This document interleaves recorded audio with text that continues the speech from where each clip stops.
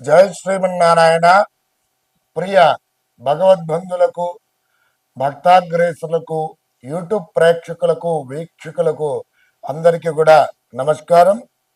ఉగాది శుభాకాంక్షలతో అందరికీ కూడా స్వస్తి శ్రీ విశ్వావసు నామ సంవత్సర శుభాకాంక్షలతో ద్వాదశ రాశుల వారికి మరి గోచార ఫలితాలు ఏ విధంగా ఉండబోతున్నాయి అనేటువంటిది ఈ వీడియోలో తెలుసుకుందాం. ఈ విశ్వావసునామ సంవత్సరంలో కుంభరాశి వారికి మరి గోచార ఫలితాలు ఏ విధంగా ఉన్నాయి, ప్రతికూల అనుకూల పరిస్థితులు ఏమిటి, ఏ దేవతార్చన చేసుకుంటే బాగుగా ఉంటుంది, మరి పరిహార మార్గాలు ఏమిటి అనేటువంటిది ఈ వీడియోలో తెలుసుకుందాం. ముఖ్యంగా కుంభరాశి వారు ధనిష్ట నక్షత్రం 3-4 పాదములు, శతభిష నక్షత్రం 1, 2, 3, 4 పాదములు, పూర్వభాద్ర నక్షత్రం 1, 2, 3 పాదముల వారు కలిసి కుంభరాశి వారు అవుతున్నారు.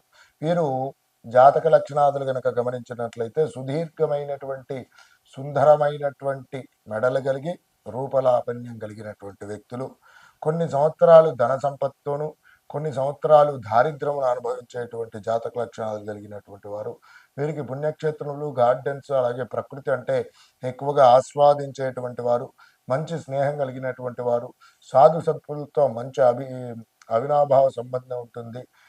అలాగే ముఖ్యంగా ప్రకృతిని ఎక్కువగా ఆస్వాదించేటువంటి వారు, దీర్ఘంగా ఆలోచించేవాడు, కార్యశూరులు, ధర్మవృత్తులుగా చెప్పుకోవచ్చును. అలాగే వీరు తంత్రవేత్తలుగా, మంత్రవేత్తలుగా నిగూఢమైనటువంటి రహస్యాలు తెలుసుకోవడం, ఒక వ్యూహరచన చేయడము, ముందుగానే జరగబోయేటువంటి ఒక స్థితి గురించి పూర్తిగా చెప్పేటువంటి ఒక సూక్ష్మగ్రహిణిగా కూడా ఈ కుంభరాశి వారిని చెప్పుకోవచ్చు. ఇవి వీరి యొక్క జాతక లక్షణాదులు. అయితే వీరికి ముఖ్యంగా గనక చూసుకున్నట్లయితే ఈ సంవత్సరము ఉగాది నుండి 15వ తేదీ 2000 మే 2025 వరకు కూడా బృహస్పతి గ్రహం అనుకూలంగా లేదు. చతుర్థ స్థానంలో ఉండటం పూర్వకంగా యాచనం బుద్ధి చాంచల్య తేజోహాని ధనవ్యయం దేశత్యాగం చకలహం చతుర్థ స్థానకే గురు. అంటే ఈ 15వ తేదీ వరకు కూడా కాస్త గృహ సంబంధమైనటువంటి సమస్యలు తలెత్తడం, వాహనాదులతో జాగ్రత్తగా ఉండాల్సి రావడం, తల్లికి అనారోగ్య సమస్యలు తలెత్తడం, స్థిరత్వం లేకపోవడము, ఈ విధమైనటువంటి సంబంధిత ప్రతికూల పరిస్థితులు కలిగజేస్తున్నాడు. ఇక తదుపరి దేవగురువు అయినటువంటి బృహస్పతి పంచమాస్థానంలో సంచారం చేయడం పూర్వకంగా మే 15, 2025 తదుపరి ఏమిటి దేవగురువు అయినటువంటి బృహస్పతి పంచమాస్థానంలో శుభయోగకారకమైనటువంటి ఫలితాలను ఇస్తున్నాడు. అర్ధలాభం, తదైశ్వర్యం, కర్మరతి హర్షతం, సదా స్వజన సౌఖ్యంచ పంచమాస్తే భవద్గురు. అంటే ఏమిటంటే ముఖ్యంగా ఆర్థిక పరంగా చాలా లాభాలు అనేటువంటివి చూస్తూ ఉంటారు. అలాగే శుభ కార్యక్రమాలు జరిపిస్తారు, ధనలాభం కలుగుతుంది, మంత్రసిద్ధి కలుగుతుంది, అయాచితంగా ధనం అనేటువంటిది రావాల్సినటువంటిది మనకు సకాలంలో వస్తుంది, వ్యాపారాభివృద్ధి కలుగుతుంది. ఎవరైతే ప్రభుత్వ ఉన్నత ఉద్యోగులు ఎవరైతే ఉన్నారో, అలాగే ప్రైవేటు పరంగా ప్రమోషన్స్ కోసం ప్రయత్నాలు చేస్తున్నారో వారికి తప్పకుండా దిగ్విజయ ప్రాప్తి లభిస్తుంది. అలాగే సకల దేవత అనుగ్రహం లభించడానికి కూడా అవకాశాలు ఉన్నాయి. అలాగే దేవతా కార్యక్రమాలు అనేటువంటిది చక్కగా కుంభరాశి వారు జరిపిస్తారు. ఇక తదుపరి గనక చూసుకున్నట్లయితే కుంభరాశి వారికి శనేశ్వరుడు భగవానుడు ఏలనాట్యంలో చివరి పొజిషన్లో ఉన్నాడు. అంటే ధనస్థానంలో అంటే 2వ స్థానంలో ఉన్నాడు. సదాక్లేశం వృధా వైరం సతతం కార్యనాశనం సంచారం స్వజనం ద్వేషం పాపచింతన ధనేశనం అనేటువంటి శాస్త్రవచన రీత్యా కుంభరాశి వారికి ఈ ఏలినాటి శనిలో ఉండటం పూర్వకంగా లాస్ట్ చివరి ఫేజ్లో ఉండటం పూర్వకంగా అనేకమైనటువంటి నష్టాలతో పాటు కొన్ని సుఖాలు, భోగాలను కూడా ఇచ్చేటువంటి వ్యక్తిగా చెప్పుకోవచ్చును. అయితే ముఖ్యంగా కనుక చూసుకున్నట్లయితే ఎంతైతే మనకు హాని చేస్తాడో అంతే మేలు కూడా కలగజేయడానికి కుంభరాశి వారికి అవకాశాలు చాలా ఎక్కువగా ఉన్నాయని చెప్పి ముఖ్యమైనటువంటి సూచనగా చెప్పుకోవచ్చును. ఒకసారి భోగము, ఒకసారి వైరాగ్యము, అలాగే ఒకసారి సుఖము, ఒకసారి దుఃఖము, ఒకసారి కష్టము, ఒకసారి మరి సుఖము, వైభోగము, ఇలాంటి ఈ విధంగా చూసుకున్నట్లయితే వివిధ రకాలుగా శనేశ్వరుడు భగవానుడు అనేటువంటిది కలుగజేసే సూచనలు ఉన్నాయి కుంభరాశి వారికి.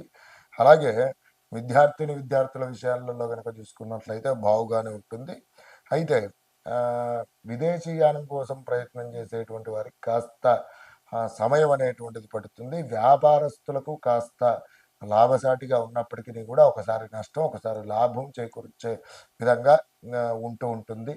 అలాగే ఈ ఏల్నాటి శనిలో ఉండటం పూర్వకంగా కుంభరాశి వారు ప్రతినిత్యము కూడా మరి శనేశ్వరుడు భగవాన్ యొక్క ధ్యాన శ్లోకాన్ని ప్రతించడం, అలాగే ప్రతి నిత్యము కూడా మరి వీలైనంత వరకు కూడా శివ పంచాక్షరి నామజపాన్ని పఠించడం, శమీవృక్ష ప్రదక్షిణాలు చేయడం, శనివారం రోజున ఆంజనేయ స్వామి ఆరాధన ముఖ్యం.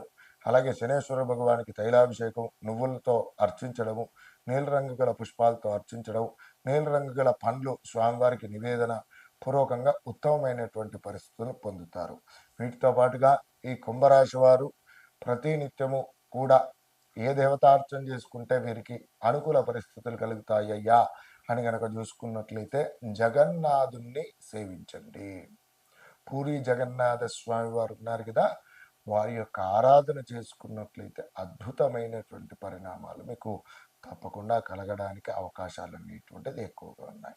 వీటితో పాటుగా ప్రతినిత్యం పఠించవలసిన నామజపం ఓం శ్రీం ఉపేంద్రాయ అచ్యుతాయ నమః అనేటువంటి నామాన్ని ప్రతినిత్యం జపించండి. నమస్కారం. విశ్వావసునామ సంవత్సరంలో మీన రాశి వారికి ఏ విధంగా ఉండబోతున్నాయి, ప్రతికూల అనుకూల పరిస్థితులు ఏమిటి, ఏ దేవతార్చన చేసుకుంటే బాగుంటుంది అనేటువంటిది ఈ వీడియోలో తెలుసుకుందాం. పూర్వభాద్ర నక్షత్రం 4వ పాదం, ఉత్తరాభాద్ర నక్షత్రం 1, 2, 3, 4 పాదములు, రేవతి నక్షత్రం 1, 2, 3, 4 పాదముల వారు కలిసి మీనరాశి వారు అవుతున్నారు.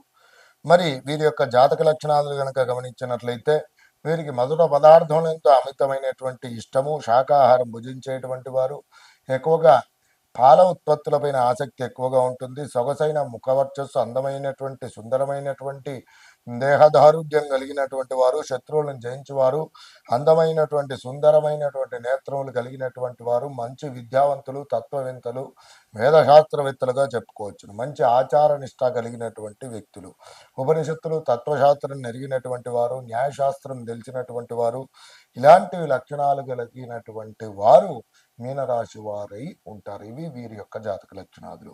ఈ రాశి వారికి మరి ఈ సంవత్సరం విశ్వావసునామ సంవత్సర ఉగాది నుండి మే 15వ తేదీ 2025 వరకు కూడా తృతీయ స్థానంలో గురుడు ఉండడం పూర్వకంగా ప్రతికూల పరిస్థితులు ఏర్పడుతున్నాయి. అలాగే తదుపరి చతుర్థ స్థానంలో సంచారం పూర్వకంగా దేవగురువు అయినటువంటి బృహస్పతి ప్రతికూల పరిస్థితులే కలగజేస్తున్నాడు. ఏమిటనగా తృతీయ స్థానంలో అతిక్లేశం, బంధువైరం, దారిద్ర, దేహపీడనం, ఉద్యోగ భంగ కలహం తృతీయ స్థానకే గురువు.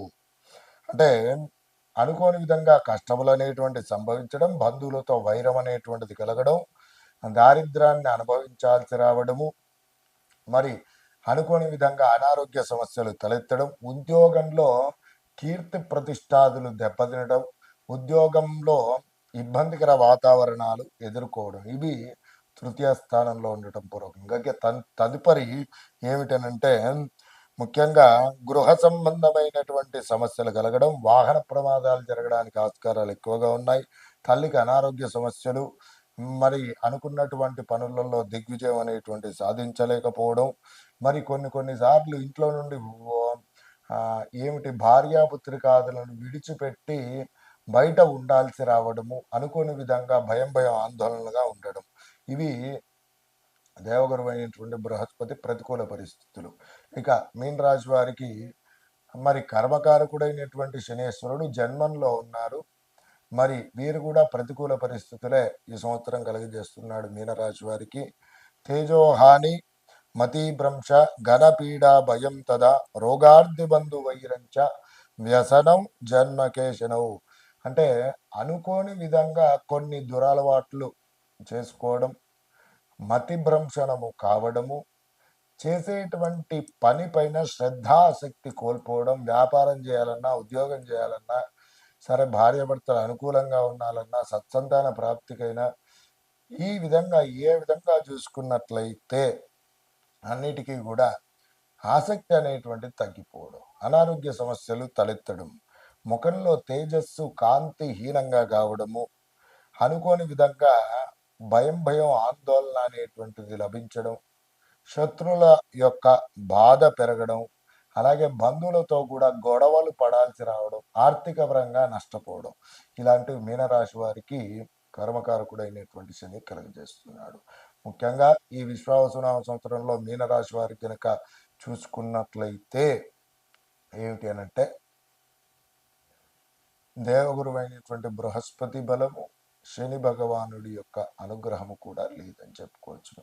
వీటికి పరిహార మార్గాలలో పూర్వకంగా గురువారం రోజున దత్తాత్రేయ స్వామి ఆరాధన, శనివారం రోజున ఆంజనేయ స్వామి వారి యొక్క ఆరాధన చేసుకోవడం ముఖ్యమైనటువంటిది. గురు శనిగ్రహాల ధ్యాన శ్లోకాలను ప్రతినిత్యం పఠించండి. దత్తాత్రేయ స్వామి ఆరాధన ముఖ్యము. అలాగే శివపంచాక్షరి ఆరాధన కూడా చేసుకోవడం, మంత్ర అనుష్ఠానం చేసుకోవడం చాలా ఉత్తమమైనటువంటిదిగా చెప్పుకోవచ్చును. గురుగ్రహానికి ప్రీతికరమైనటువంటి శనగలు దానం చేయండి బ్రాహ్మణోత్తముడికి. శనివారం రోజున శనికి ప్రీతికరమైనటువంటి తిలలు, నువ్వులు దానం చేయండి. అలాగే శనివారం రోజున శనికి తైలాభిషేకం చేయించడం, మరి ఆ నువ్వుల నూనెతో నలుపు రంగు గల వస్త్రం ఏది దీపారాధన చేయడము చాలా ఉత్తమమైనటువంటిది. అలాగే శమీ వృక్ష ప్రదక్షిణలు కూడా చాలా ఉత్తమమైనటువంటిది చెప్పబడింది. నీలకృత హనుమతు స్తోత్రం అని ఉంటుంది, అది పారాయణం చేయడం కూడా చాలా ముఖ్యమైనటువంటిది. అలాగే ఈ మీనరాశి వారు దత్తాత్రేయ స్వామి ఆరాధన, దేవతార్చన చేసుకున్నట్లయితే చాలా ఉత్తమప్రదంగా ఉంటుంది. వీటితో పాటుగా ప్రతినిత్యం కూడా పఠించవలసినటువంటి నామజపం గనక చూసుకున్నట్లయితే ఓం క్లీం ఉద్ధృతాయ ఉద్ధారిణే నమః అనేటువంటి నామాన్ని ప్రతినిత్యం 27 సార్లు పఠించండి. ఉత్తమోత్తమైనటువంటి పరిస్థితులను పొందండి. నమస్కారం.